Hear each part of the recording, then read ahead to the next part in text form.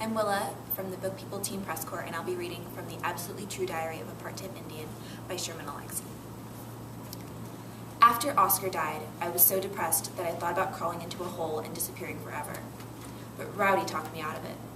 It's not like anybody's going to notice if you go away, he said, so you might as well get out of it. Isn't that tough love? Rowdy is the toughest kid on the res. He's long and lean and strong like a snake. His heart is as strong and mean as a snake, too. But he is my best human friend, and he cares about me, so he would always tell me the truth. And he is right. Nobody would miss me if I'm gone. Well, Rowdy would miss me, but he'd never admit that he'd miss me. He is way too tough for that kind of emotion. But aside from Rowdy and my parents and my sister and my grandmother, nobody would miss me. I am 0 on the res, and if you subtract 0 from 0, you still have 0.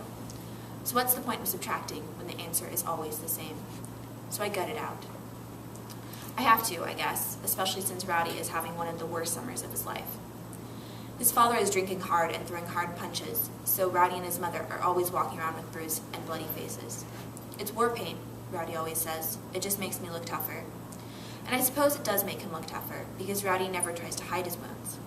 He walks around the res with a black eye and a split lip. This morning, he limped into our house, slumped in a chair, threw his sprained knee on the table and smirked. He had a bandage over his left ear. What happened to your head, I asked. Dad wasn't listening, Rowdy said, so we got all drunk and tried to make my ear a little bigger. My mother and father are drunks too, but they aren't mean like that. Not at all. Sometimes they ignore me.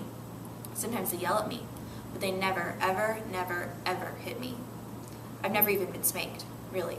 I think my mother sometimes wants to haul off and give me a slap, but my father wouldn't let that happen.